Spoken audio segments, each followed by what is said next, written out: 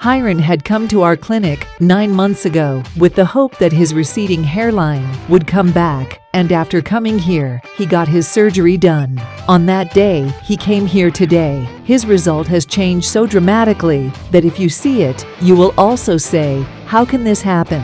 And can hair grow like this too?" So goodbye to thinning hair.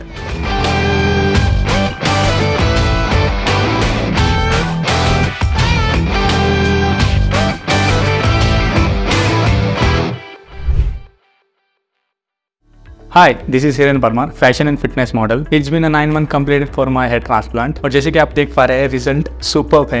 Hairline एकदम perfectly grow हो चुकी है. The confidence I got from this transplant is on a new level. As a model, जैसे कि आपको पता ही होगा कि कैमरा प्रेजेंस ज़्यादा है मेरी, तो फिर वहाँ पे मुझे मतलब कॉन्फिडेंस लो हो रहा था रिसीडिंग हेयरलाइन की वजह से. I couldn't able to focus on my work और बहुत सारे इश्यूज आ रहे थे, जैसे कॉन्फिडेंस लो होना, प्रॉपरली कहीं जाना हो तो मुझे सोचना पड़ता था, न्यू हेयर स्टाइल्स में ट्राई नहीं कर पाता था. सो फिर कहीं ना कहीं फिर मुझे वैसे शूट्स देखने पड़े थे जहाँ पे कैप वगैरह, टर्बन्स वगैरह पहनना पड़े. बट डीप डाउन कहीं ना कहीं मेरे लिए वो एक टर्न ऑफ था मेरे करियर के लिए. मुझे बहुत ऐसा लो फील हो रहा था, क्या होगा अभी मेरे करियर का. फिर जाकर मैंने रिसर्च चालू किया कि मतलब अब क्या कर सकते हैं हम. के बाद मुझे पता चला कि हेयर ट्रांसप्लांट या फिर ऐसे कुछ चीज़ें हम ट्राई कर सकते हैं. मैंने बहुत सारे क्लिनिक रिसर्च किया, ऑनलाइन किया, पर्सनली विजिट किया. उसके बाद ऐसा होता था कि मतलब मुझे कॉन्फिडेंस नहीं आता था कोई क्लिनिक पे. मतलब मैं जहाँ पे कंसल्ट करने के लिए जा रहा हूँ वहाँ पे डॉक्टर से मेरी बात नहीं होती थी. Instead of that marketing team मुझे से बात होती थी मेरी. सो फिर वहाँ पे मुझे कॉन्फिडेंस नहीं आ रहा था कि मैं ये क्लिनिक लूँ, कौन सा क्लिनिक लूँ. उसके बाद बहुत रिसर्च के बाद फिर मैंने hair free hair grow clinic select किया. फर्स्ट कंसल्टेशन पे ही मेरी बात डॉक्टर से हो गई. कंसल्ट करने के बाद मेरा थोड़ा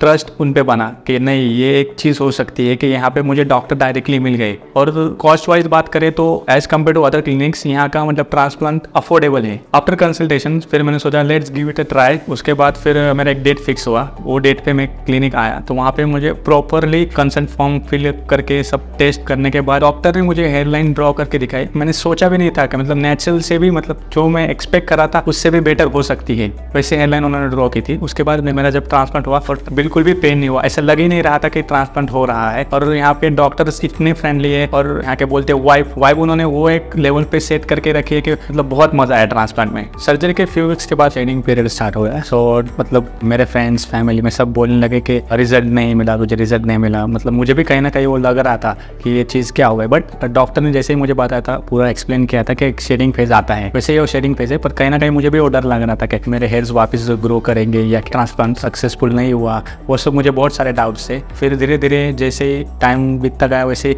रिजल्ट आने लगे और रिजल्ट एकदम सुपर्ब आए.